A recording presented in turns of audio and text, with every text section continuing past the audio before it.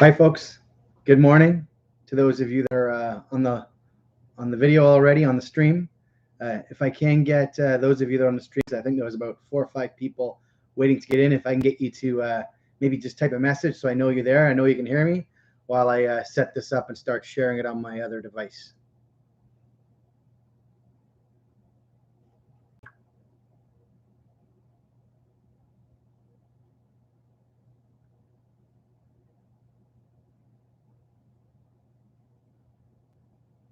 If you're on the line, if you can share for me, I think we've got a few people on the line. If you can make a comment in the comments so that I know you're here, and also if you can do me a favor, click on that like button, and actually today, if you could share, it enables it to for you to share it to your social media like Facebook, Twitter, etc. And then hopefully we get some more viewers up. So if you can do that, it'd be fantastic while we get everything started here. Hey, Captain Crow, how you doing?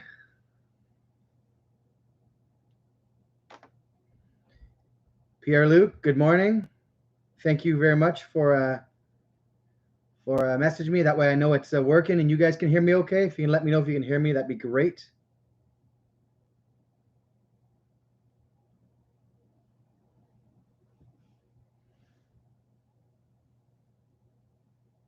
And I am just trying to get this shared on my other device while I wait here.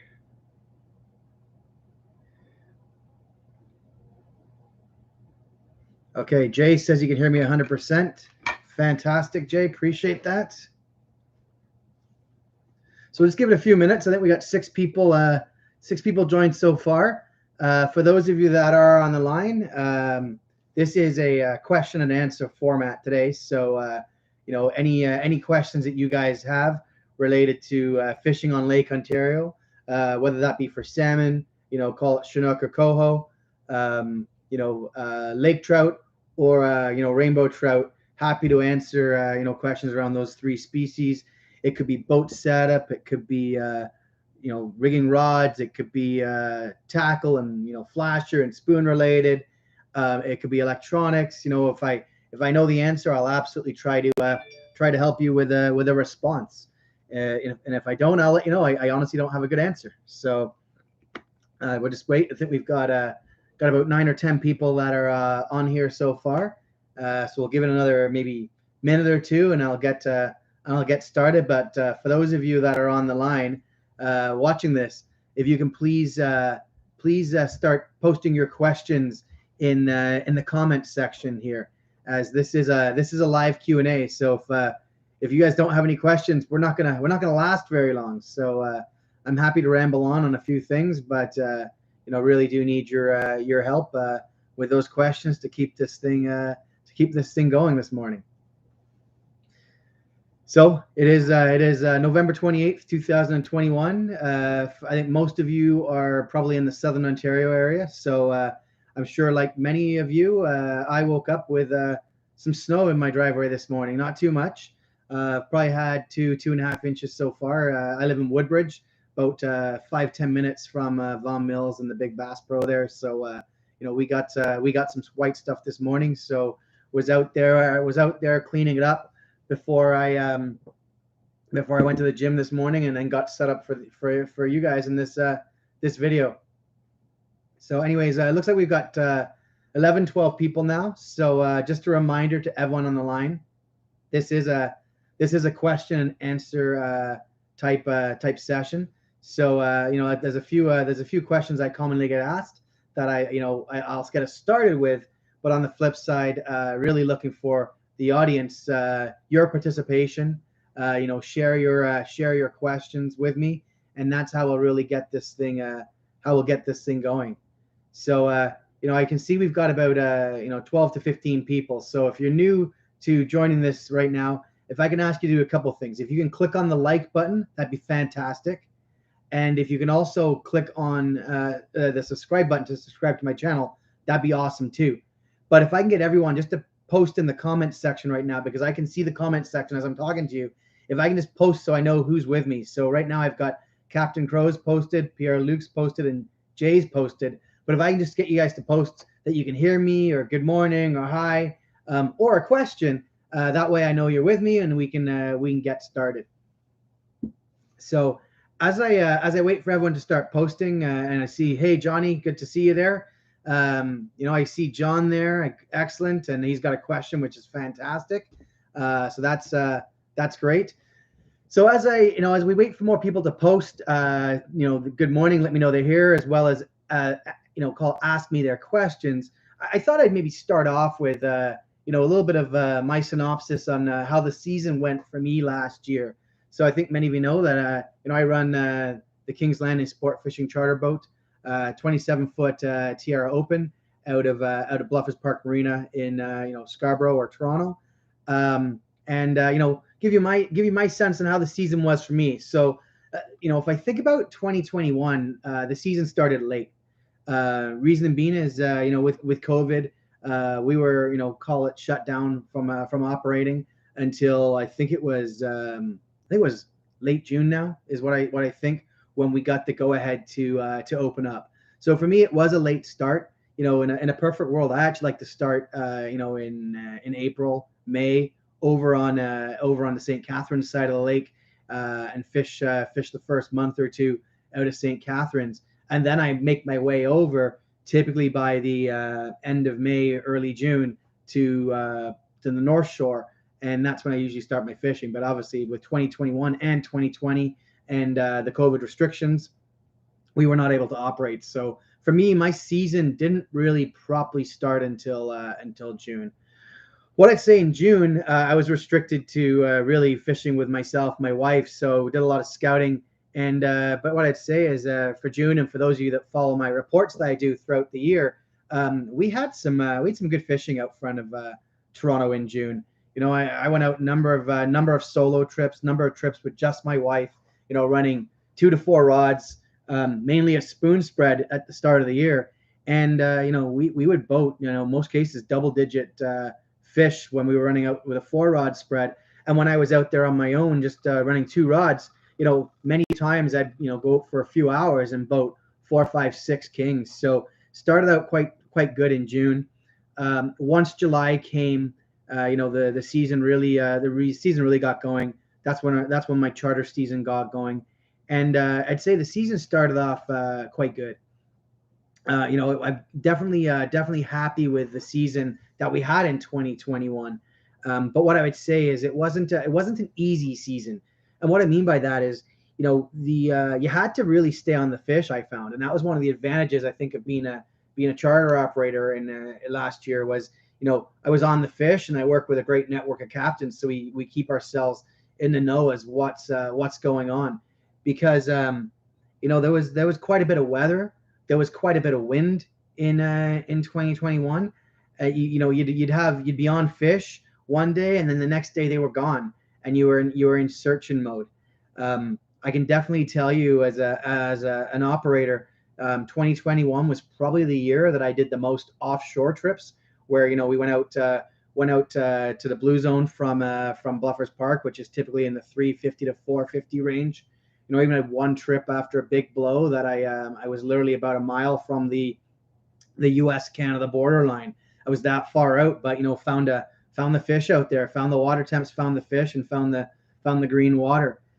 So it was definitely an interesting year where I found you had to cover a lot of water. The typical fishing the drop at Bluffers Park wasn't the ticket many days, and you were traveling out deeper.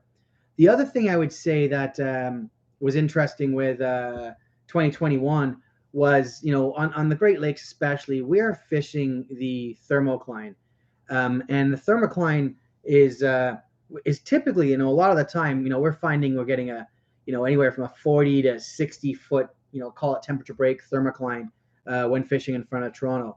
That we had that sometimes this year, but not very often. So I'll tell you, there was a ton of times fishing out front of Bluffers where, I typically, as a charter boat, peak season, I like to run, 8, 9, 10 rod spread, because, I'm often got, 4 or 5 guests plus myself. So I can run anywhere from, call it 10 to 12 rods. But there was many times when the thermocline, that temperature break was down really, really deep.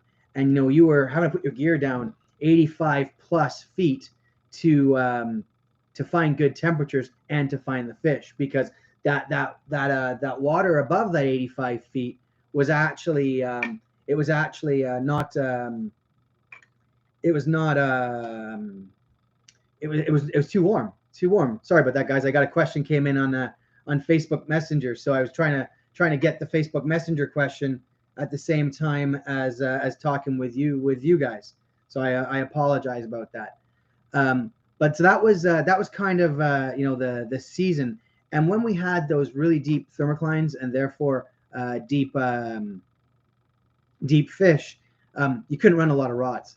That would typically be two downriggers, and then if you were someone that liked to run divers, you better have some mag divers or ultimate divers in your tackle box, because your standard diver wasn't going to cut it. So there was many trips where I would have loved to have ran my typical 8, 10, 12 rod spread, and when the thermocline or the temperature and the fish were that deep down, I was running 4 or 5 rods. So that it was a very interesting season in that way. If you didn't have a fish hawk to know what the temperatures were, and in some cases the currents, it was tough. There was many times that I had guys come back to the dock afterwards and saying they weren't doing very well, and the first question I would ask them is, did they have a fish hawk? And they would say no. I said, so let me ask you this: how deep were you fishing? And typically they were fishing in that top 60 feet, and there was many days that you barely got a sniff fishing in that top 60 feet if you were fishing in front of Toronto. So that would be kind of my sense of the season. It was a good season. I probably put the most fish in the boat last year out of any year. Really successful trips. Really successful charters. Lots of happy guests. But you really had to work at it. And like I said at the beginning, if it wasn't for a great network of captains out of Bluffers Park Marina, it would have been even tougher. So I'll do a shout out to guys like Aaron Flavel from Epic Sport Fishing, Ryan Hare from We Pound Them, Vito Cerrone from Sure Thing, Ian Britton from Kings on the Run. These guys, we just stayed in constant contact pretty much the entire season when we were out there, to help make sure that we were always on the fish, because while we're all running our own businesses, we all want to have successful trips and happy customers, and we work together. So just a reminder, I'm waiting for some questions to come in. I've only got one question here on the YouTube questions. I did have one question come through on my Facebook Messenger. Unfortunately, I'm not able to read the question very well. It's only giving me part of the question that I got on Facebook Messenger. So let me try and see if I can close that and reopen it. But you know what? I think, oh, here we go. I know I got the question now too. So between those questions coming in on Facebook Messenger and those questions coming in on YouTube, I'll hopefully run it through and we'll get started on some questions. Before I do that, I would say what's going on for me. It's the off season. What's going on for me when it comes to the boat or getting gear ready. I pulled my boat probably mid-September, earlier than I like to, but I knew I needed to do a bunch of maintenance on the boat. We worked them hard all season, so I wanted to get some maintenance done on the boat. And so I've boats pretty much all ready to go. The only thing I'm gonna have to do in the spring is finish the bottom paint. I had the hull all sanded down, ready to put a new barrier coat and a new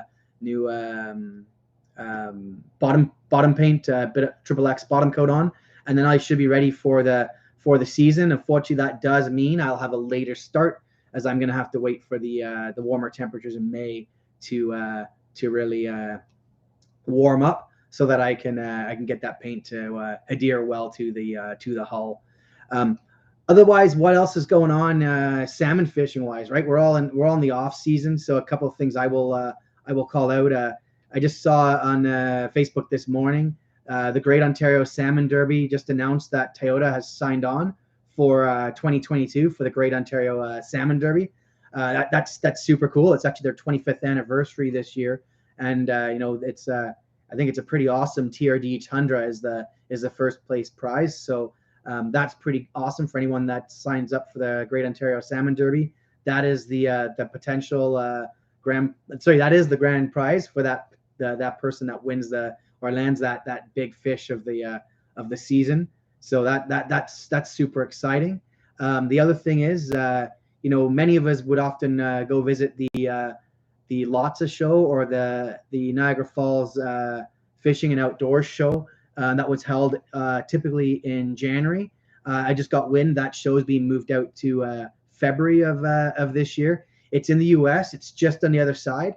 Now that we've got some ways to travel to the U.S. with the borders being open, I think that's pretty exciting. I'm looking forward to going down to that show in February. It's a little bit later this year versus January, puts it closer to the season. I think that's a good idea.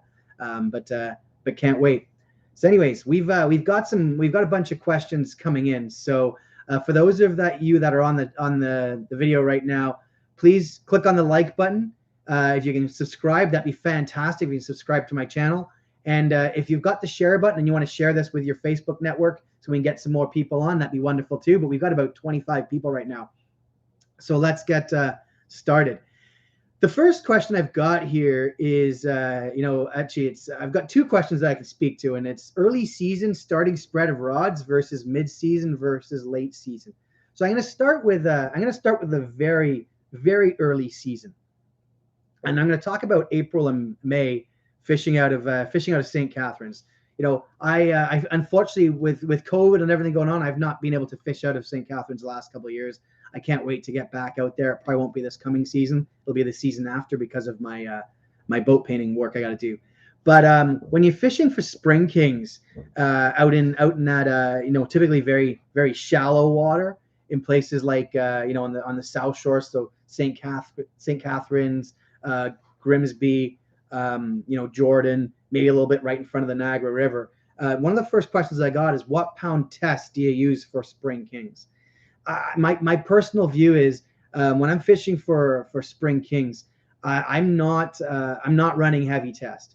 So for me, 15-20 pound leaders on my spoon rods would be the max I would use. It's not uncommon for me to run 10-12 pound leaders when I'm fishing for those spring kings in very skinny water. A lot of the time when you're fishing for spring kings, you could be in 10 feet of water, 15 feet of water. Heck, I think I've pulled some out of 8 feet of water. Spring kings, while you can use downriggers, you're often using downriggers with very long leads if you are going to use downriggers, because you're typically fishing inside of that 20-25 feet of water.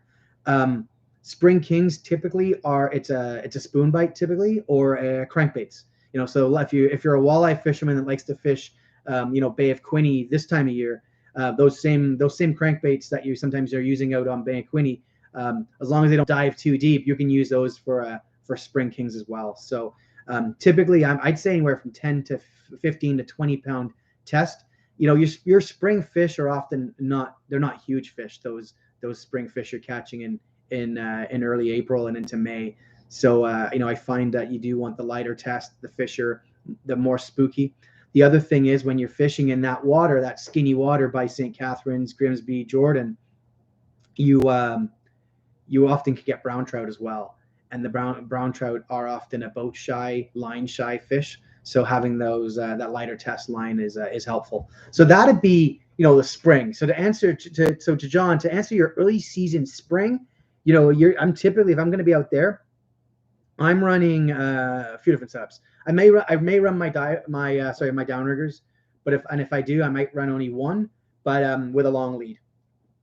When it comes to divers, I will run divers. That's when, for me, it's a slide diver or nothing, because I find the fish are spookier, they're spookier of the boat. So I want a slide diver because I want to put a long lead out in front of that in front of that slide diver. If I am running a slide diver, I'm probably running, I'm not sure if I got one here, I'm probably running one of the really small ones, or I'm running a clear one, and a clear one like this, and actually I'll take the ring off so it doesn't dive as deep.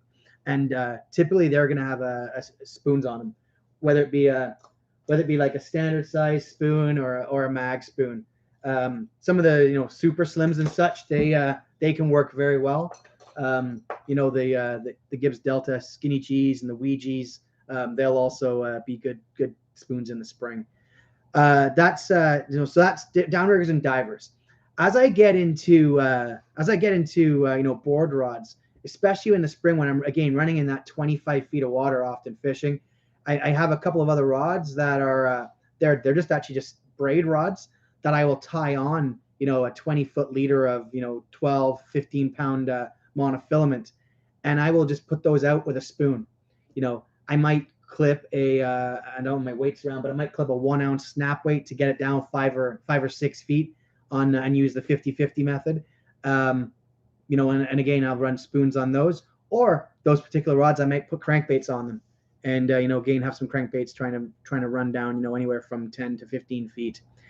If I am running call it what we call junk lines, so lead core, weighted steels, or coppers, they're going to be a short section. So it's not uncommon to run a 1, 2, or 3 color in the spring with spoons on, or to run, I'm a weighted steel guy, to run a 50-foot or 100-foot weighted steel. Not uncommon. Those are great spoon setups, and typically I'd run those behind an inline board like these Dreamweaver Ninja boards. So that's a lot of my spring setup. Once now if I continue on John's question around early season starting spread of rods versus mid season versus late season. So once I get to my home grounds, so call it the Toronto side of the lake, I'd say the actual rods I use are typically the same. So I'll go over my rods and I'll go over like kind of how I'm using them throughout the season. But for me on my boat, like my standard rods is obviously I'm going to run 2 riggers. So I've got 2 rods that are set up for running flashers. Those are Streamside Predator rods. They're downrigger rods. I run 9-foots, and they have and those 9-foot rods, they've got Dakota 700s on them with a 40-pound Berkeley. I then also have 2 Streamside Predator 8.5-foot rods that have Dakota 600s on them, and those have 20-pound test monofilament with a 20-pound test fluorocarbon leader, and those are just for spoons. So those are my downrigger rods. As I get into divers, I'll keep 4 diver rods at any time. 2 of those diver rods, and they're essentially almost the same setup. They're Streamside Predator, they're Dipsy diver rods. One of them is 2 of them are 10-foot rods. 2 of them are 9-foot 6 rods. I like to have them a little bit staggered out. And the longer rods are my high diver rods. Those will they've on all 4 of those have on them. The 2 high divers, they are running Torpedo 19 strand, and then the 2 deeper ones, they're running Torpedo 7 strand. 1 strand dives a little bit deeper, and they have slightly different dive curves. So I like to do that, just it keeps the separation if I'm running 2 divers on each side. So two high divers.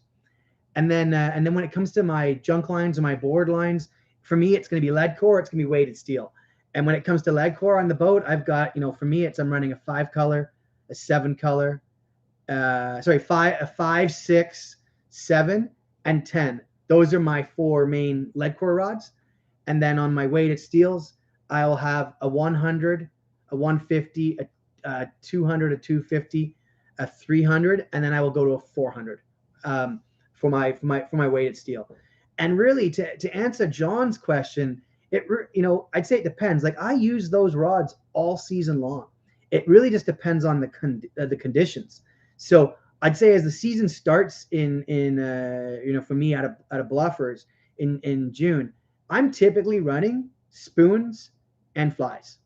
If I do want to put some meat out there, I'm honestly probably running something like these, like the artificial strips, like the Bite My Herring or the Deep Rig, or even the SoCo baits out of New York State. I'm not in early June. I'm not yet running. I'm running cut bait. I find I don't need it. As we get into July, that's when I really start to bring the cut bait into the program. I'm still running flies. I'm still running spoons. You know, I find if you've got the luxury of running, you know, a number of rods, call it 6+, I would always recommend having a couple of spoons out there. You know, there's times, you know, I think back to before I was chartering, there was times I'd be just going outdoor fishing with my dad and we'd running, you know, all meat or, you know, 2 meat, 2 flies. You know, we'd have an okay bite, but nothing crazy. And I talked to my buddies that, you know, we're running an 8-rod spread and their spoons were doing all the work. So I'm a firm believer that you can mix spoons, meat, and flies together. There is a little bit of a tactic to doing it because of the speed you're going. But I do think there's benefits to mixing. And then as we get later into the season, I'd say again, it's still those same rods. It really just depends on, you know, where the thermocline is, you know, where the temperatures are, where the fish are. What I would say is early season, I'm finding it's a slightly slower troll. Water's colder, and then you know, as I find the season gets on, and if the fish are aggressive, I'm not scared to bump up the speed. You know, while I do like to troll at 2.0, 2.2, there was some days this year where 2.5, 2.6 was the magic number for me to get the bites, and if that's what the fish want, that's what I'm going to give the fish. So hopefully that answers, you know, the first couple of questions that I got in. And just a reminder to everybody, please feel free, if you've got questions, put them in the comments here, and I will absolutely get to answering those questions. And don't forget to like this broadcast for me. That'd be great. And also just let me know you're here. Say hello. Tell me where you're from. Tell me where you fish out of. That'd be great. So if I move down, I've got. Is there any flash or fly combos you will leave out all day? Yes, there are. Let me see. I've got my working bucket of combos here. I took right off the boat, and it's still actually in an IKEA bag with a couple of boxes inside, and I got a few right here.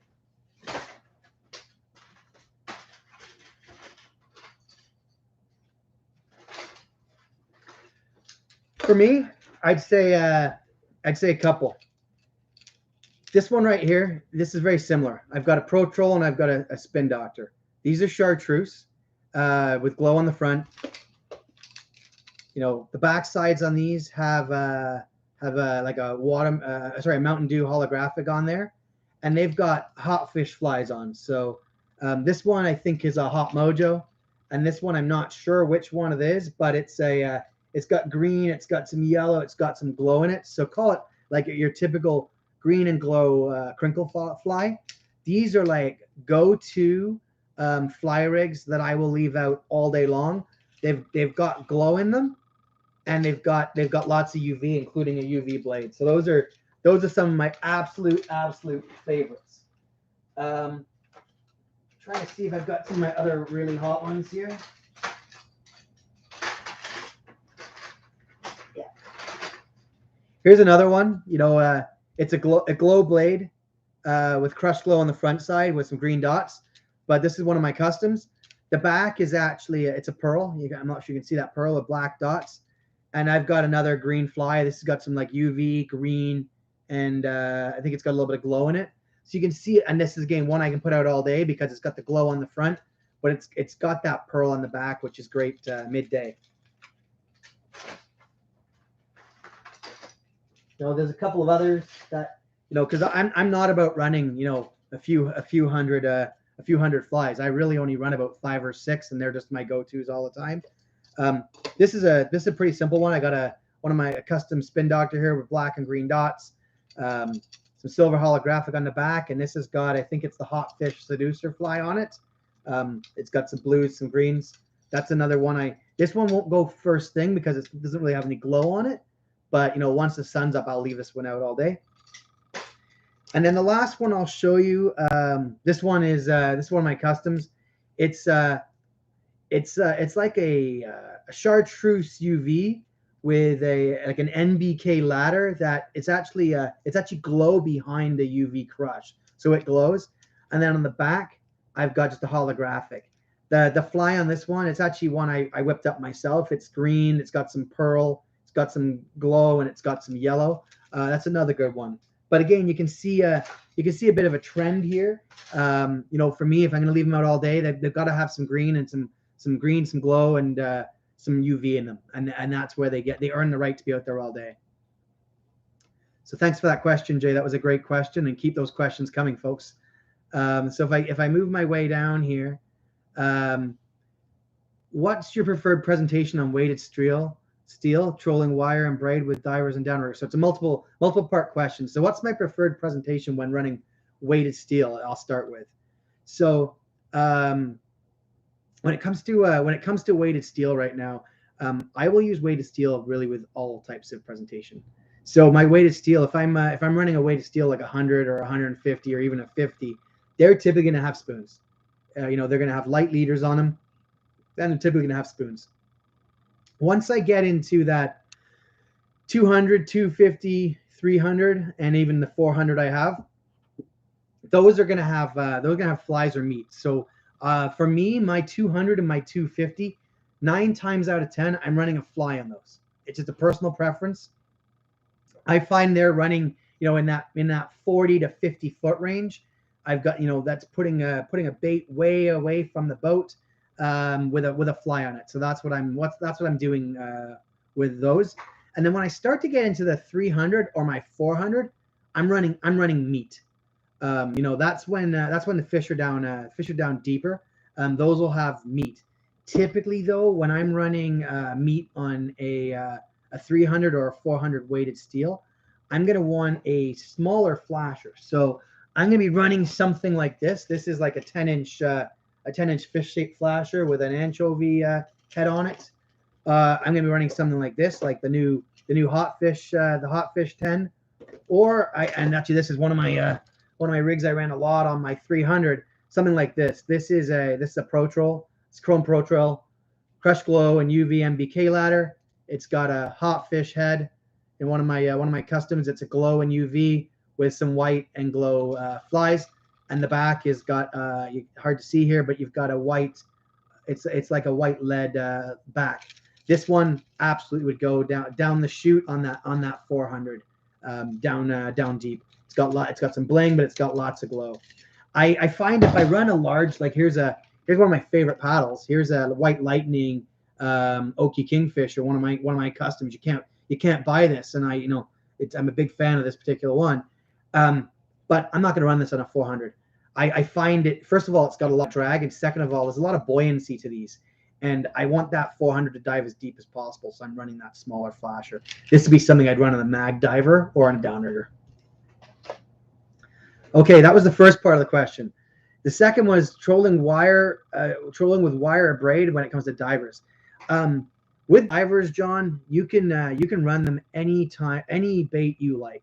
You just have to change a few things up, right? So for me, I will start out early season with spoons on my divers, and I think most of you know I'm a slide diver guy, and actually I know John, and I converted John, I think, to slide divers now. I will tie a different leader on, so it's I'll bring the leader down, and like I said, in that 15, 20 pounds range when I'm fishing in early June out of Bluffers Park. But then once I get into call it July and into August, my divers, my high diver is a fly, my deep diver is meat. So for me, typically, when I'm running a charter and I'm on my own, I don't have a mate with me, I'll run 2 divers. So when the fish are scattered throughout the column, what I do is I'll have my starboard rigger is high, my port rigger is deep. So that means now that my port rigger is deep, my port diver is high, my starboard diver is deep. I'm staggering everything. So that way, if I kind of run along, because on my starboard side diver, it's deep, I'll run meat. My starboard rigger is high, I'll probably run a fly or spoons. My port rigger is deep, so I'm going to run that with meat, usually a big paddle. And then my my port diver is high, I'll run that with a fly. So that's kind of how I do that. And then if I continue on, I think I've answered John's question around downriggers. Downriggers, anything goes. But for me, when I'm running 6 rods or more, typically I will always start out in the morning with my high downrigger, so call it my starboard downrigger, will always start out with a spoon, and it will always start out with a spoon with a slider. So I've got 2 baits in the water, and typically I'm setting that at 50 feet. That's where I start in the morning when I know the fish are out front in front of bluffers. You know, I wouldn't be surprised if I can usually pick off, you know, 3 or 4 quick fish with that rod as the fish are really, really aggressive. But then once the sun comes up and we get to typically about, you know, 7 a.m., 7:30, I find the spoon dies, and that's when I got to shift that up to a flyer to meat. So for me, once the season gets going, I only run spoons for the first part of the day typically, and then it's meat and flies on the downriggers. But I would say don't do yourself a disservice of not having one of those one of your riggers first thing in the morning with spoons and a slider. You know, it counts for typically 3, 4, 5 of my charter fish every morning, and I'm talking kings here. Okay, so now I've got, what rod should someone have on board at all times? Yeah, so I'll start by saying I've probably got lots, but I've got a larger boat and I run charters. If I was a small boat guy trying to equip myself for maybe a 6-rod spread, I'd say you probably need to have these 6 or 8 rods. Obviously, you're going to need a couple of downrigger rods. You know, for myself, I would say if you could stretch it to 3 downrigger rods, great. I'd have 2 of them set up with like a 40-pound test for flashers and for flasher meat, flasher foul eyes, and I'd have 1 set up for running just spoons with, you know, 25-pound or 20-pound main line, and then a fluorocarbon leader on it. Those would be the first 3 rods. When it comes to divers, I would have 2 diver rods. You know, I would set one up with for running a high diver, so call it standard divers, and I'd set one up with a mag diver so you can get down deeper. And those typically be wire. So now we're at 5 rods. And then if I think about the last 3 rods, you know, for, you know, to have 8 rods, I'd say it's a mixture of lead core and weighted steel for me. I think a 10 color is a must on the boat. That gets you down typically 45, 50 feet. I would say a 7 color from a lead core perspective is probably a must. And then I would probably say, you know, if you can, and this probably stretches it to 9 rods, but I'd say a 150 weighted steel, that gets you down about 30 feet, and a 250 weighted steel, that gets you down about 55 feet. Those would be the, you know, and I've stretched it to 9 rods, but those would be the 9 rods. The 150 weighted steel can be just a stud some days when, you know, you've got, especially if you're trying to catch some cohos or have to go offshore because you've had a flip. It's the 150 weighted steel is playing around in that 25 to 30 foot range and can be super productive on certain days. Now, there is another option. The other option is, and I know a number of guys that do this, you can have like that 150 weighted steel, and then you can, and I'm trying to figure out if I got it here somewhere here, but I just don't know where I have them right now, a snap weight kit, where you can just snap additional weight on to get it deeper and deeper. So that's another option if you don't want to keep tons of rods on the boat. Okay, next question I've got. Russell said, if I want to order some of your custom flashers, should I direct message you? Absolutely. Best way to find me is through Facebook. So look me up on Facebook.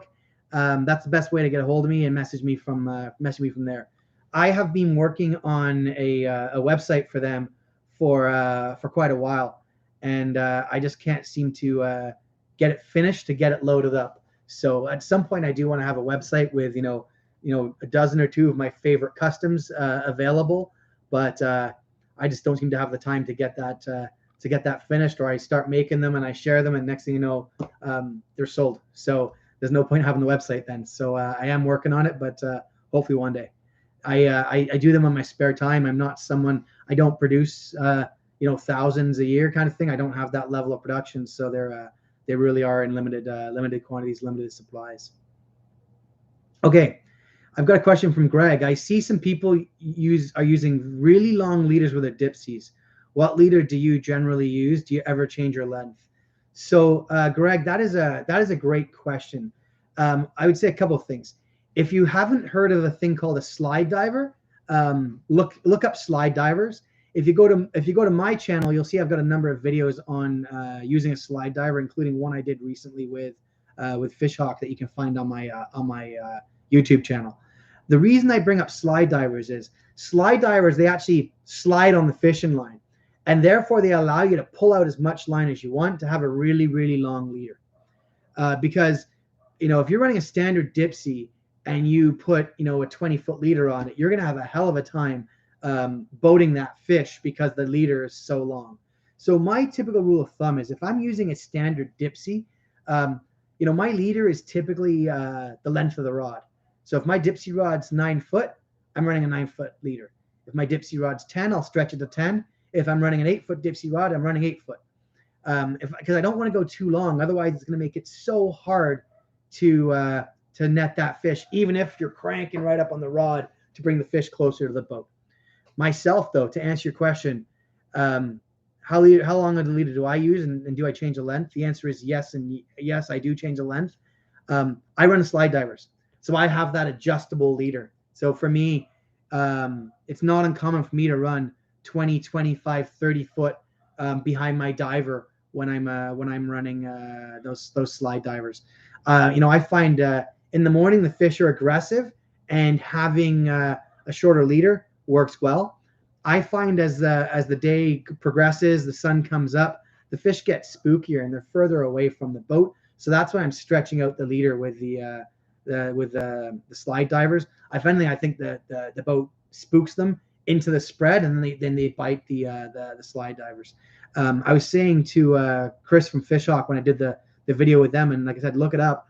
I was saying to him that when I first converted the slide divers, I tested them out. So I had one side of the boat with a slide diver, one side of the boat with a standard diver, and I did that for a whole season. And then the next season, I was all in with slide divers. They work tremendously well, and you've got that flexibility. If you want to run a short lead, you can. If you want to run 25, 30, 35 foot lead, you absolutely can. Great question. Thank you. Okay. Pierre-Luc said, what perfect graph are you looking for that trigger you to start fishing? Yeah, so I'd say a couple of things. I'm not just looking at the graphs. So for me, I'm looking at a number of things. When I'm leaving in the morning, I'd say a few things. If I'm leaving in the dark, I'm looking for water temp. What's my surface temperature? And then as I do get to some spots, I'll drop my probe and see what the thermocline looks like. I've got the luxury of being out often or having friends that are often, so I often have intel. So I'd say definitely build a network in your local area. But what I would say is when I first set up first thing in the morning, if I've got good water surface temp, I've got good down temperatures. I'm going to be then looking on my sonar to see, am I seeing some marks? And if I've been out there, if I haven't pulled a fish in the first hour and I've got good water temps and, but I'm not seeing marks, I'm getting out of there. Like then I need to move. I need to find somewhere else, because typically, if you've got your go-to spots and you haven't pulled a fish in the first hour, first thing in the morning, it's not a great spot to be, I find. So other things, if the sun's up, now I'm looking for a spot to go to. I'd say I'm looking for a few things. I'm looking at watercolor. I like that nice green water. If I'm looking at clear, that gin clear, almost like icy blue water, I'm probably not going to set up there. If I have some choice, I'm going to try and find some dirtier or some green water. Green water typically, it has the nutrients, it has the bait fish, and therefore it has the salmon. That's the first thing. The second thing I would say is I'm looking to see if I see any birds. If I see birds feeding, that's a really good sign. Chances are there's bait there. Chances are there's fish. Last year, I tell you, there was a number of times you could actually see the water bubbling, and it was because there was so much bait. The water was starting to bubble, and as the bait was getting pushed up, and a lot of that, when the bait's getting pushed up, that's actually kings coming through and attacking and cutting the bait fish. So that would be another thing I would look for. You don't see that all the time, but definitely last year there was a number of occasions where you could see that, and I would actually circle a boat and look for the bubbling water and just go through. And typically we'd go through and we double or triple pretty much every time. So hopefully that helps. But really, it's water temperatures, both surface and down temp. I personally like above 60 surface temp, and I like down temperatures in that 44 to 52 range. That's on the temperature side. From a sonar perspective, I want to see marks. Like if there's no marks there and you're not catching fish, get out of there. right? And then, like I said, don't forget about birds. Don't forget about watercolor. Hopefully that answers your question. Okay. Next question. How do you get blank flashes? Do your custom flashers? I'm going to tell you, it's very hard. I've been stocking up for years. It's something I don't just do for myself. I have a business where I offer custom flashers, so I'm able to buy in enough quantity. But even then, it's very difficult. Sometimes I've got a bunch of above me. I've got a bunch of Dreamweaver spin doctors. They're not blanks. I happen to find a closeout of one particular style, and they were selling the 200 of them. I bought all 200, so I got a good price, and I've got to pull the tapes off. But they were probably a paddle most of us would never put in the water. I'll rip the tapes off and I'll paint those up. But so that's my advice. It's not really easy to get blanks. If anything, you're better off to look for closeouts on certain flashers of colors that no one wants when they're in the bargain bins and such. That's how I got started. Years ago I did have the ability to buy from some manufacturers, but that's not as common. That's not as common anymore. It's definitely tough to get them. Okay. Next question is okay. Let's see. Do you always use a leader, or does it depend on the lure? That's a good question, Joel. So I'd say a couple of things. All my lead cores and weighted steels have a leader on. I typically will tie a leader on that will go with the presentation I use in that rod. So if those rods are typically rods that I will use for spoons, I'll be running those with a call it a 15 to 20 pound test, and I'll be running a small snap swivel. If if I've got them set up for deeper presentations, like if it's a 300 weighted steel, 400 weighted steel, I'm going to have a 40-pound monofilament leader on those, and I'm going to have a big swivel because I want some nice and easy. I can clip on, clip off. The other thing I would say though is if you do decide to put a spoon on one of those rods with a heavy leader, nothing stops you from tying up an 8 to 9 foot leader of 20-pound test, a couple of small swivels on it, and to still use that with a spoon. But myself, all my rods have some form of fluorocarbon leader. If I'm running spoon rods or leaders on spoon, I'm probably running this is my lead. This is the Torpedo 20-pound test fluorocarbon. They only make it in 20-pound. If I'm in the 30 and 40 range, I'm probably running a Seagar fluorocarbon. I'm running a fluoro leader on every rod. Doug's asked, where do I get a slide diver? They're not as easy to find around here, Doug, but I'm not sure where you're located, but I do believe Grimsby Tackle actually has some slide divers in stock. I often do have slide divers that I've helped some folks out with. I think my supply is getting a little bit low right now. I'd have to check, but give Martin or Mark from Grimsby Tackle a call. Tell them I sent you. I know they typically try to keep a few in stock. What I would say if you're buying the slide divers, I would say buy them with but you get the standard slide diver, but make sure you buy the ultimate ring and the ultimate weight. That makes it into a mag. I think it's really important to buy those and not just the regular diver. The regular slide diver on its own with none of the accessories, I think you're limited to only about 35, 40 feet diving. You need to add on, and if I can show you here, you need to add on like the bigger ring and the heavy weight. That gets you down even deeper. Or like this one's a standard one here, but I've got the small ring on it, so that acts like a regular dipsy. What you'll notice for me is most of my slide divers, they're clear. Some of them like this one, it's a clear one, and I put like an orange insert in. That's something I would use out in the blue zone if I'm fishing for coho and rainbows. And then I've got one here. It's another clear one, and I shoved in a piece of glow tape. But I'm all about the clear or black myself. Okay, let's see. Next question. I've seen a few mentions of Torpedo's secret weapon rig. That's the Torpedo SWR. What is it? I only know of the traditional SWR with 2 or 3 colors. So you know, as far as I know, the Torpedo SWR, it's very similar to the standard SWR. I know Torpedo has a version where um, you can clip on a weight. So it's like running that 2 or 3 color, but then you clip on their diver weights to bring it down to different depths. But you know, the SWR, it is a neat rod to have on the boat. I do actually have one SWR rod on my boat. I've actually got it with I don't run it with a 2 color. I've got it with a 50 weighted steel. But what it is, it's a downrigger rod set up. But right before, you know, instead of having just, you know, monofilament and then a swivel, I've got monofilament, then I've got a 50-foot section of weighted steel, then I've got a fluorocarbon leader. And what that does is, if I've lowered my downrigger, let's say to 50 feet, I've got that rod clipped, that weighted steel is actually going to make it sink even further. So that 50-foot weighted steel is going to drop another 10 foot. But now I've got a long lead also, and they call that a secret weapon rig.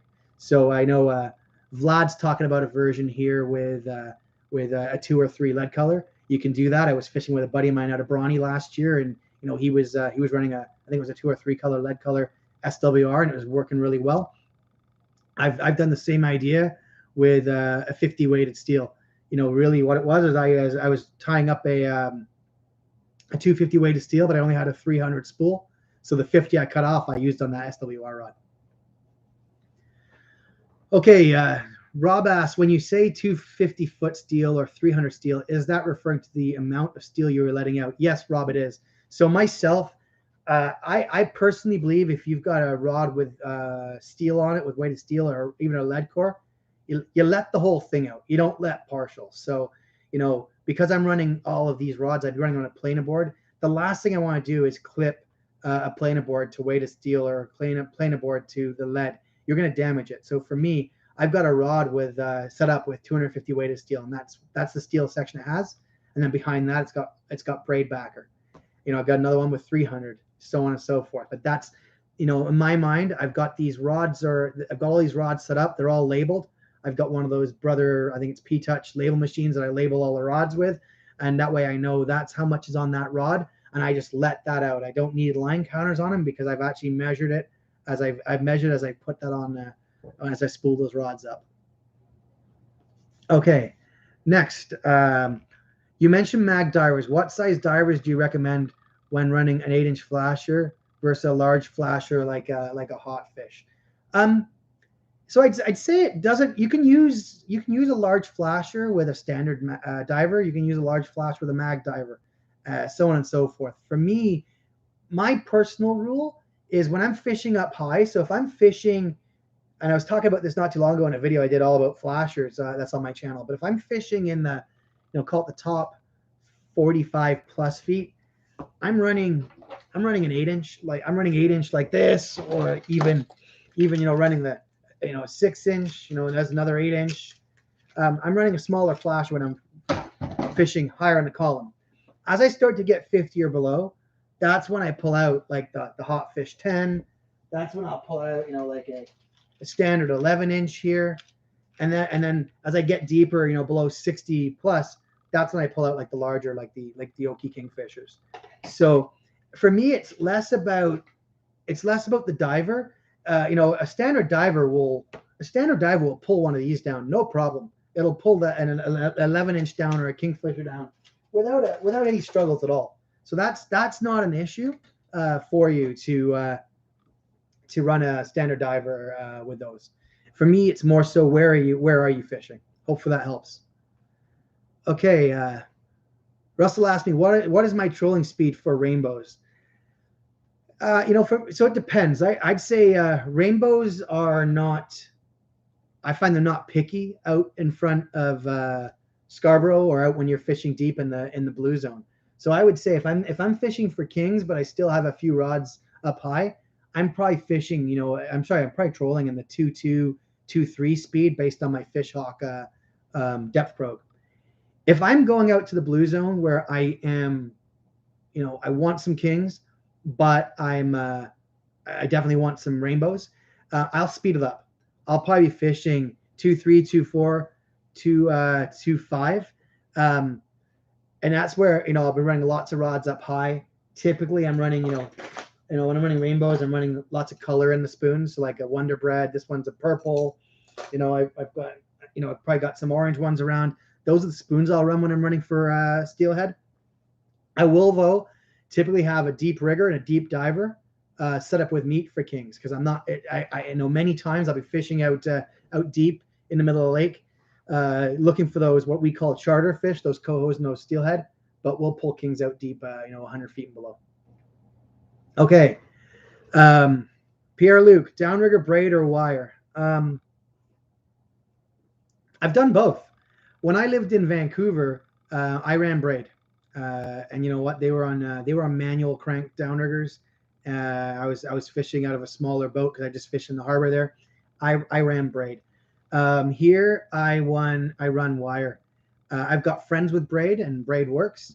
There's different people with different beliefs. Some people believe the wire and the humming of the wire attracts fish. Some people believe it's a problem. I don't get into that too much. I've got a boat that works well with wire, and I'm sticking with it. I know, you talk, Pierre, about, voltage of the lines. I don't know honestly enough about it. There's lots of different things you can read on it, but I've really not dived in deeper into that. I have no problem with wire, and I'd say most people run wire. I do have some friends that run braid. Braid's great, but it's very finicky. And what I'd say by that, if you're running a Scotty downrigger and your auto stop bead comes off, and your rigger comes up all the way and doesn't stop, with braid, you're guaranteed that's going to snap, and you're losing whatever's on there, your cannonballs and your fish hook. It's very finicky. Like, my dad had a friend that converted to braid, and I told him not to, and I think two or three cannonballs and I think a couple of probes, he switched back to wire. The other thing about braid, and this happened to one of the captains that I know, he was fishing with his braid downriggers. He's an excellent captain, but he's fighting a fish, and this other boat is fighting a fish, and they come actually towards him, and the guy on the boat lost control of the fish, call it. Next thing you know, that guy's wire diver with a fish went right through my friend's downrigger spread, and that wire diver cut those braid riggers like they were a hot knife through butter. So there are some downsides to braid. If that same wire diver had gone through, my Scotty, I think 200-pound plus test steel lines, his wire diver would have snapped. But instead, it cut through my buddy's braid, and my buddy lost his fish hawk probe and his 15-pound ball.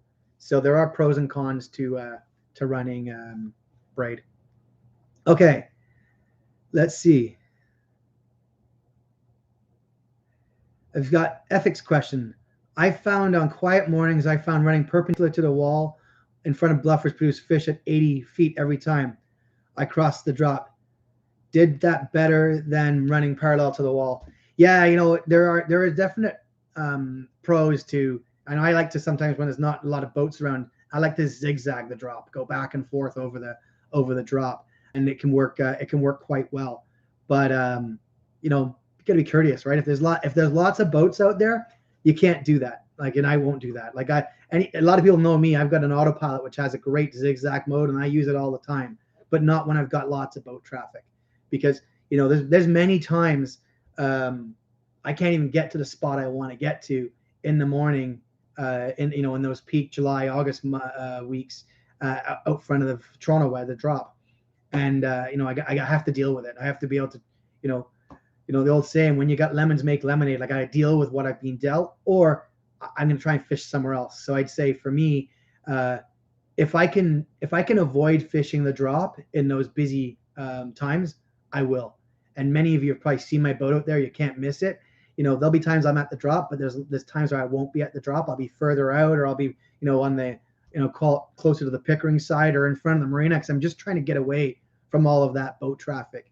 Running 8 to 10 rods when on my own, I don't have a mate. Like, sometimes my dad will mate with me, but the last couple of years with COVID, trying to keep the numbers down on the boat, I've been doing it alone. It's difficult. I don't want to be around other boats. I want to have room. Okay. So Oh, just Joel thanking me for the info and reports. No problem. I'm glad to do this. I hope to do more of these live Q&A sessions, and I love doing the reports in the summer, and I absolutely plan to do more reports next summer. Okay, on a busy day, is that being unsportsmanlike to other boats? Yeah. So we just talked about that. Yeah, if you're zigzagging in front of boats, or if everyone's going on a east-west troll and you're doing a north-south troll, it is a bit unsportsmanlike.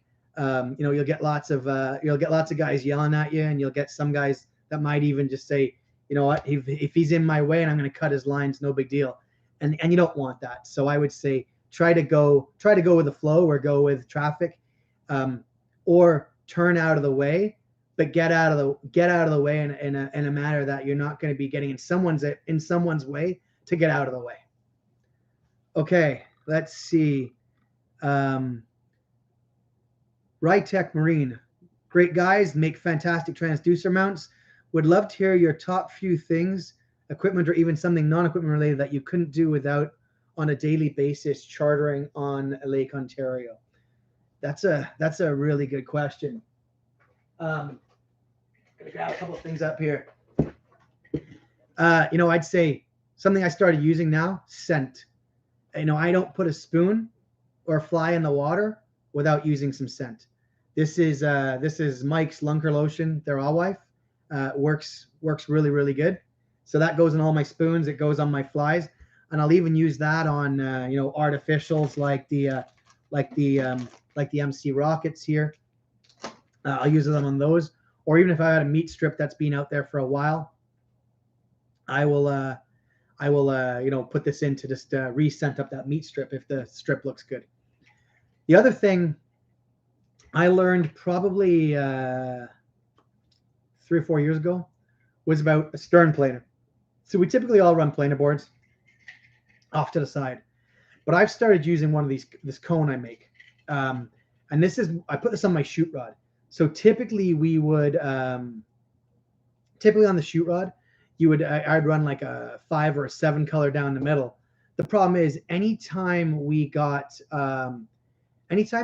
a fish on one of the riggers or the divers, it was a mad scramble to wind that shoot rod in and get it out of the way so it didn't get tangled. Now what I do is I let out the 5 color, I clip this cone on, it acts as a float, and then I send it out 200 feet behind the boat. And that way, this rod is right in the center, but it's way back. And that way, if I get a fish on the downrigger or diver, first of all, it's probably far enough back that it doesn't matter. And secondly, if it does matter, all I do is open the bail with a clicker on, and this thing will just keep traveling back as my customers fight the fish. So this is definitely a go-to for me on the boat. The other thing, I wouldn't go fishing without my fish hawk. So here's my I have 2 probes, can't do without it. So if one of them breaks, I've got a spare. If I lose a cannonball or something, I've got a spare. So that's another thing that I just wouldn't do without. And then lastly, I'd say long lines. A lot of recreational fishermen, they'll when they get started, they're fishing with just 2 downriggers, and then they'll probably move into a couple of divers. Lead core and weighted steel, they are so productive. Once that sun comes up and it's really sunny, the fish get spooky, and that's when I find you got to get stuff away from your boat. Lead core and weighted steel is the ticket. So I'm a huge fan of weighted steel. For those of you that follow me on Facebook, I put a posting up or picture yesterday. I got a board just on the side here. It's full of my torpedo products. I'm all stocked up, and there's probably 10, 12 spools of weighted steel, if not more. Plus, I've got probably a dozen rods spooled up with weighted steel. Like it's great stuff. So hopefully that answers your question, Ryan. The only thing I'd say, if I thought of one other thing that I could not do without, if I didn't have this, I would not charter, and I probably wouldn't even fish now. I've been spoiled. It's the autopilot. The autopilot is just amazing. Love having mine. I have the Raymarine autopilot. I've got a larger boat, obviously. I do know guys that have put the Raymarine on their 20-foot aluminums as well. but I know there's a lot of guys that will use the new bow mount trolling motors. I think Lowrance has one. I know Minn Kota has one. There's another one. Is it? I can't remember. Something Guide. They've all got them. That they also have an autopilot feature. I highly, highly recommend autopilot. You talk about being courteous to other fishermen. When you got an autopilot, you got to make sure that you at least know where your boat's going. Still have to watch what's going on. But many times when I see a boat starting to come over, like it's going to cut in front of me or cut behind me and cut out the rods, they're fighting a fish and there's no one on the steering wheel. And they don't mean to do it, but they're trying to do many things at once. Maybe fight a fish or net a fish. The autopilot, man, it makes fishing so much more fun. Okay. Russell asked you, if you're going out alone on a midsummer day, what do you run? So if I'm going out alone with 2 rods, I'd say first thing in the morning, I am running 1 rigger, 1 diver. I'm only running 2 rods. And the rigger, I'm gonna have spoons. I'm gonna have a mag spoon probably and a standard spoon. I'm gonna have it stacked with a slider. Because I want to get 2 baits in the water on that downrigger. And then on the diver, depending on where the thermocline is and where I'm seeing marks, I'm probably going to run meat on the diver. And then as the day progresses, and like I mentioned earlier, chances are the spoon won't be as productive as the sun starts to come up. I find that's when I'll change over. And if I've got meat on the diver, I'll put a fly on the rigger, and I'll run a fly and I'll run a fly on the rigger, and I'll run meat on the diver. And then I'm really seeing what are the fish telling me? Where am I getting bit? I remember a number of years ago, I had a day where my charter canceled, and I had the day off from my other job, and I was like, well, I'm going to go fishing anyways. So I went out on my own, and I started out with 1 rigger and 1 diver. I think 3 or 4 fish in. The diver had taken all of the fish. I pulled the rigger, and I put 2 divers out. And again, slide divers, so I'm happy I can handle those on my own. They don't have long leads on because it's an adjustable leader. And I ran 2 divers that day, and I think I was on my own. I think I did like 15 fish because I figured out what they wanted and where they were. So don't be afraid to mix things up. And as the sun comes up, if you're on your own and the sun comes up, don't be afraid. And sun's high sun, clear sky. That's when your downriggers typically are not as productive, and you're only running 2 rods. Don't be afraid to run 1 diver, 1 long line, like a weighted steel or a lead core. You don't have to run a downrigger. Okay, let's see. What other questions do we have? I got a question saying, did you get to 1,000 subscribers, and who was it? I did get to 1,000 subscribers. I think I'm actually about 1,040. Unfortunately, I don't get to know who it was, because depending on someone's settings, some of you have your settings that are public. I can see who subscribed, and it'll tell me, Russell subscribed. Others, your settings are private, and I just see that I got a new subscriber, but I don't actually know who it is. So the 1,000 subscriber, I didn't get a name, unfortunately, but I'm at 1,040 now. And but I'm a big fan of doing these videos, and the subscribers help. So I would absolutely ask if all of you here, if you please like this video, and if you haven't subscribed to my channel, it'd be fantastic if you subscribe to my channel. Helps me out a great deal as a YouTube content producer. Okay, Steve asked me, can you explain how to read the NOAA sites? So Steve, I'm gonna assume you're talking about it could be you're talking about a couple of things. So there's the NOAA sites, which are the beacons or the buoys. So there's actually a Ajax buoy and there's a Grimsby buoy. Those are the 2 that I use on Lake Ontario. The Ajax one's great for me fishing out of bluffers because it's close, and I can use that one to see. It tells me a few things. It'll tell me the water temperature, as well. It'll tell me the current wave height, so I find that very beneficial. I typically find, though, if it tells me the wave height is one foot, multiply it, it's actually closer to 2 feet. So that's how I use those. And then the Grimsby one I use. I don't fish out on the South Shore too much, but I use the Grimsby one because if we're having tough fishing at bluffers, I can use the Grimsby one to understand what's the water temperature like.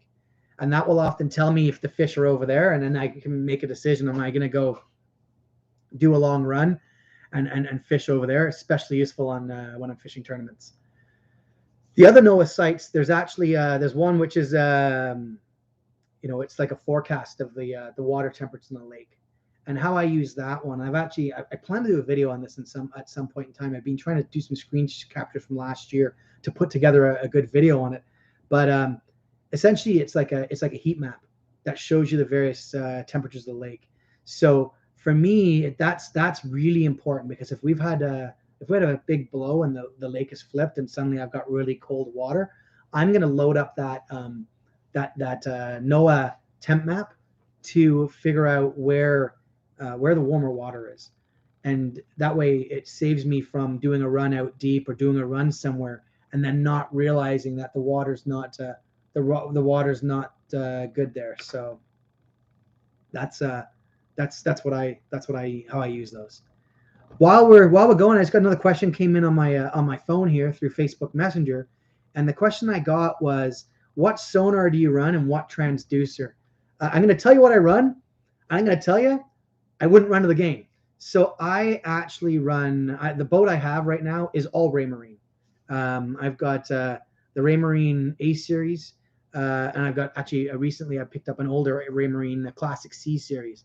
So the boat has the A series when I bought it off my good friend Steve, and it was a A series with a B60 transducer. First or second year I had it, I was fishing out deep one day. We're doing really, really well. Big kings, big storm came in, and lightning. Next thing you know, my transducer's dead. Electronics all work, transducer's dead. So since then, I've actually put a B60 on the back of a P66 in the back of the boat, and I get a pretty good picture. I also have a through hull chirp for that setup, because I've got 4 or 5 Raymarine screens all networked together, so I can have multiple transducers. So I've got a chirp transducer at the back of the boat. I got a chirp transducer through hull. I've got the P66 at the back, and I got a B60 that's currently not working, but I've got a new one in my garage to replace it.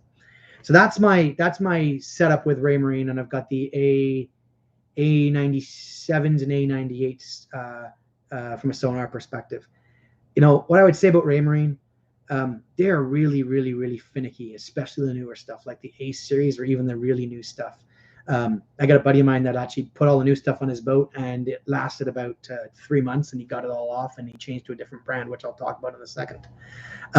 This past year, though, I actually got a great deal on a Raymarine Classic C120. That's the big unit, and it has the separate transducer module. So I took that and I hooked that up to my P66 on the back, and it was night and day difference. So like I'm talking 20-year-old Raymarine technology, in my opinion, was almost better than my A series and easier to use. So that's why I don't love the Raymarine. I find them really, really finicky, and you're constantly playing with settings. I've had them now for 5 years, I know how to use them, and I can use them to catch fish. That being said, I think many of you know I've got the 27 Tierra. My dad has King's Landing 2. It is a Trojan 11 meter, so call it 37, 40 foot boat that we have all rigged up for salmon fishing as well. And when we rigged that boat, we have a Raymarine on it that we use that networks to the autopilot. I think Raymarine's the best autopilot out there for the price, especially. So we've got the Raymarine autopilot networked to a Raymarine sonar that we use for maps and use for radar. But when it comes to actually call it fish finding, on my dad's boat, we've got 2 Garmin units. We've got 2 Garmin 9-inch with a P66 on the transom and a B60 through hull. And those Garmin units are amazing, and they are Panoptics ready. So I'll tell you, I am about to pull the trigger on getting a Garmin unit from my boat for the Tierra. I want to put a Garmin on the back of the boat. Right now I've got a Raymarine at the back of the boat and then Raymarine all in the dash. I'm actually going to put a Garmin at the back of the boat, and I'm probably going to put a Panoptics PS30 on the back, because I'm really liking what I see with that Panoptics technology. My dad doesn't have it yet. I know he's going to probably pick it up this winter, but a number of my friends have it, and I've been able to go fishing with them, and I really love how you can see the fish come in, and you can actually see which rod's bringing the fish in, and then which rod do they actually hit. So I'm gonna start slowly moving over to Garmin, I believe. Okay. Let's see. You mentioned earlier you're looking for green water and not blue. What does the green water have that the blue water doesn't? Is it the nutrients, visibility, or else? I think it's, Vlad, it's the nutrients in my mind. The blue water is very clear. It's often very cold. The green water is usually warmer. It's got the nutrients. I think the nutrients are bringing the feed for the bait fish, and then the bait fish are the feed for the salmon. So I'll take the green dirty water any day. If I've got that gin clear or like bluish water, like I don't want to fish that water. It's often cold. Like when we get that really black water, we'll even call that like death water. There's just nothing there. Comment from Ryan. I love my stern planers I got from you. Yeah, Ryan got one of these.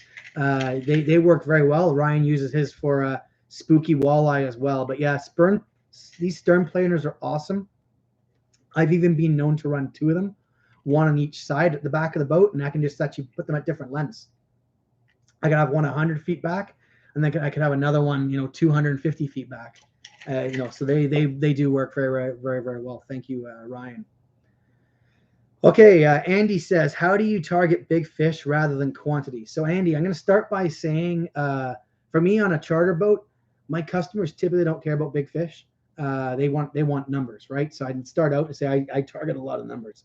That being said, I do have some customers that say to me, once we got a few fish in the boat, let's go for bigger. A couple things. When I want to target big fish, I'm going to make sure I don't have rods in the water that are going to hook up rainbows and cohos. So that's the first thing I'll do is get those out of the water. This past summer I'd have many times where we'd limit out we'd get our rainbow limit early, and I would literally take all my lead cores out of the water because I would say to my customers, I don't want to catch rainbows now because rainbows they don't catch and release well, and I'm not here to kill fish releasing them. If a customer wants the fish because they're going to go on their barbecue, absolutely it goes in the cooler. So that's the first thing. Make sure you don't have rods in the water that are actually going to bring in the fish you don't want. Second thing I would say with the bigger fish, I find the bigger fish are lazier. So I'm controlling slower for bigger fish, slower and a lot of meat, I'd say. So typically I'm running if I'm running purely for bigger fish, I'm going to probably slow the troll down to 1.8, 2.0 max, and then often I'll be in shallower water. Sometimes the big fish, they're hanging out especially later in the season, they're hanging out in more shallow water at the bottom. So that's how I'm going to target those bigger fish. Okay, let's see. So I think that's a lot of the questions we have right now. I'll give it a moment or so to see if anyone else has any questions. We got about 26 people still on. I think we peaked up around 35, 40, and we've had people coming in and out. But if you've got any other questions or comments, please let me know right now. What am I up to other than doing this talk? I've been doing a bunch of painting in the last little while, so I'll share a couple of the customs I've been doing, and I haven't actually finished these. I've only done the first side, and now I have to do the second side. But these are on the new hot fish. So this is call it another version of like a two-face where it's got green and black dots, glow blade, and both sides will look like this. I did the same one on a green blade UV, and then I've actually done a similar one, but it's actually on a UV slick pattern. So those are some that I painted up yesterday. This one here has to be one of my favorites. Let me just shine it up. This is I call this Club Dubs, and you can actually see me reflecting on it right now. This is I think many of you have heard I lived out in Vancouver for a few years, and this was probably my number one paddle when I lived out in Vancouver. I'm trying to see if I do have it right here. This would be actually one I bought in Vancouver, used in Vancouver, and it was a great flasher for me. It's done very, very well on Lake Ontario for me. You put this in the water on a sunny day, and it almost looks like you've got a siren or a flashing light, like the amount of flash that comes off this with the tape on it and the chartreuse and green. So yesterday I just painted up a bunch in the new Hot Fish 10. I can't wait to use this one in the Hot Fish 10. I just have to add the glow stripe like on this one, but a really fantastic rig for me. And was one of my best in Vancouver, and it's done really, really well for me. Really, really well for me here. A couple more that I've been painting up. This was by, not that one. Where is it? This one right here would probably be my #1 deep rig last year. This doesn't look like much. This is a Glow Kingfisher 13. It's got a glow anchovy head, but the magic is in the back. This is actually it's a UV transparent chartreuse and green dots, black stripe with some Twinkie flies with glow and UV. This was killer. This one I call the glow stick, and then I do the same one on the UV blade. I get guys asking me for this one like crazy. The Kingfisher blades are getting really hard for me to get access to now, so I probably got 200 or 300 left. I think I've got some whites, some greens, and some blues. But this is one I made. But what I've done now is I've actually put together a similar blade and actually here's a comparison of actually the Hotfish 10 and the Kingfisher, right? So it is a little bit smaller, but I put this together on the Hotfish. I actually had one of these last year on my boat. It did really, really well, and then we broke it off and lost it, and then it didn't do too well. But that's one I've been working on. So also this one, Screamer. So this one was often a popular in a 13-inch model. I now have it on a Hotfish 10. Love this one because it's glow with UV. Got some dots in there, and it's got some UV and glow pigment in the blade, so it's really cool. So that's that's some of the stuff I've been working on and just trying to get organized. It seems like we got lots of time before the season, but I find every year it creeps up on me. So between making the custom rigs, and I only do it for about 3-4 months of the year that I make the custom rigs. I only make them 3 or 4 months of the year. So like I said, very limited. And then I got to get all my rods ready. So I'll start spooling rods probably over the Christmas holidays, checking to make sure the lines are good, and those that are not good, I'll redo. Okay, I got a few more questions coming in. So, where do you get your glow tapes from, Mike? It's tough, right? As a recreational guy, you really can't find the tapes. It's not something you can go to the store. I've got a dealer account, so I've probably, I'm not sure you can see. I've got tons of tapes here, but that's just a fraction of what I've got. I've got, another one of these IKEA stands just full of tapes and vinyls. What I'd say, Mike, if there's anything if you need something specific, reach out to me. If I can help you out, I will. I do help some guys out with various tape cuts if they need something to refinish some flashers. Okay, I got a question from Jay. If you could fish Lake Ontario in the winter, where would you target the kings? It's a good question, Mike. Sorry, Jay. I'll start by saying, when I lived in Vancouver, we actually had a full winter fishery, and we called them fishing for winter kings, and we would fish all in the harbor for winter kings. We would typically fishing down deep; they were close to the bottom, and we'd get the fish. Here I don't know. Like I've not really fished the winter. That being said, I know some guys that have got some fish in the skinny water in the winter, but I'm not talking November. Sorry, I'm not talking December, January. I know some guys that have been out there February, March, in front of like the Pickering outflow, or in front of the Niagara, and they've got some kings in some skinny water. I've read a few papers that talk about how in the winter the kings they'll travel all over the lake, and it's not uncommon for them to go very deep.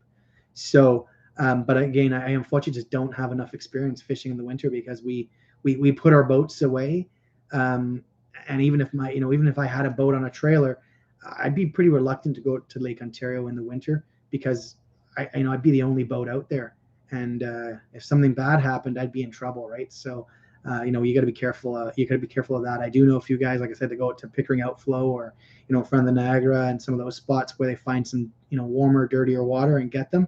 But typically if they do that, they'll go with a couple of boats so they know they're being safe. Okay, let's see. We got a few more questions. I got some coming in also. Let's see. let's see. Is there a situation which you'd run one over the other? Oh, here we go. Do you run mostly Twinkie rigs behind your flashers or naked? Both. I love Twinkie rigs. Got lots of Twinkie rigs around here. You know, here's another one purple with Twinkie rigs. I've got, you know, this UV one I just showed you, Twinkie rigs.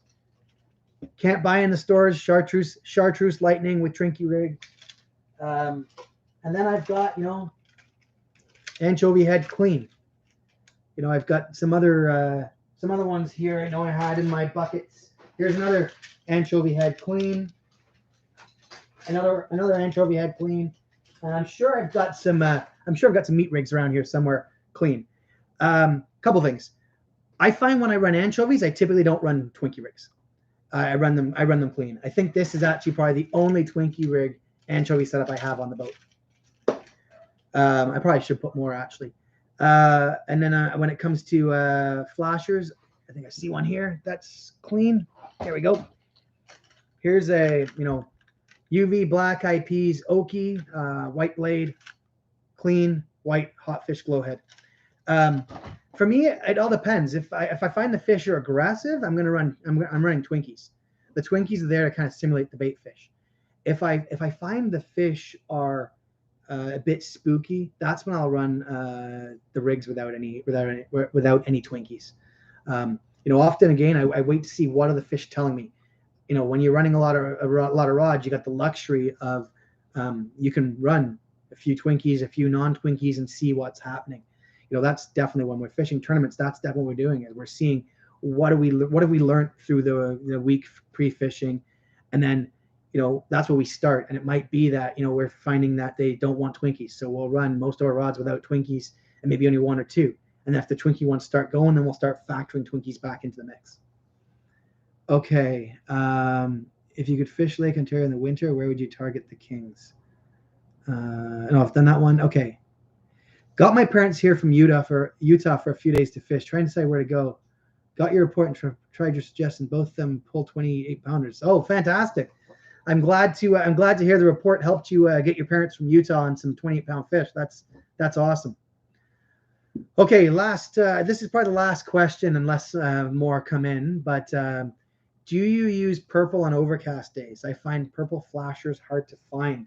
Yes, purple flashers are hard to find, and yes, I absolutely use purple flashers on overcast days, and that's why you've seen I've got a few here. Here's one of my purples. You know, if I look behind me here,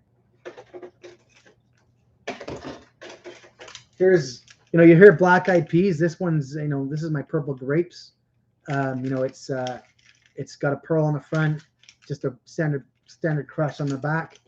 I'm trying to see what else I have. Here's another purple one. It's on a clear glow blade. Definitely. I've got some purple holographic vinyl somewhere around here as well. So I do like purple. I find it's good on overcast days as well as just later season. I'll run purple. I've also got some purple bait heads that have worked very, very well for me. For me, I run a lot of greens, a lot of purples. I am not afraid to run orange. You know, there's guys, I'm trying to figure out if I got I've got an orange rig somewhere around here. I don't know where it is. Actually, that might be in this bucket here. Nope. Yeah, I'll run. Here it is. This is super simple. I got a plain orange Spin Doctor. This one's done very well for kings. Not, you know, people think orange, I think coho. This one's done well. I've got some orange dots. They do very well. The one color I don't run that much is I don't run much blue. So that's just that's me. I probably should learn to run a little bit more blue, and I've been playing around with it. I'm just not a big fan. The other color that I find you know, share a tip with you guys as we wrap up here. You know, summer days, super sunny, high sun. This is one of my favorites. This is a golden retriever, gold and silver. I've got it mated with some gold and silver Twinkie flies that I tied up, and again a bait head with gold on one side, silver on the other. This did really, really well. I'm actually just in the process. I've got it. I can't get it. It's over there. I've actually made these. I made a version of this. Actually, it's not the same. I made a version of this on a hotfish as well on their clear UV glow blades. So I do like winning the gold as well. Anyways, we have talked for quite a while. I think it says an hour and a half. I've been live with you guys here. Really appreciate all the questions and the interaction. Thank you very, very much. Hopefully I've been able to answer all of your questions. Feel free to fire in any more questions because even some of these questions that you guys are asking, while I've answered them today, they'll give me some ideas that I can use to do some more tutorials and some more videos. So it's super helpful for me. And please don't forget, make sure you click on the like button. And if you haven't subscribed to the channel, if you can do that for me as well, it'd be absolutely fantastic. I enjoy doing this. I'm not an ice fisherman. I'm a big water salmon and trout fisherman. It's what I do. So it keeps me going over the winter as well. So thanks so much. I do plan to do something else like this probably in late December. I know this one was a Sunday morning. It worked out well. I might try and do something in the evening as well. And depending on the audience, we might have different questions come out. So make sure you check in and dial in. Anyways, thanks so much. Have a great day. And if you like me, I'm probably going to go out and shovel the snow off my driveway now. And probably a good time to at least make sure my snowblower runs. I won't need it today, but I should make sure everything's working because it's that season. It sounds like it's coming soon as the white stuff. Talk to you guys later and be safe. Bye, guys.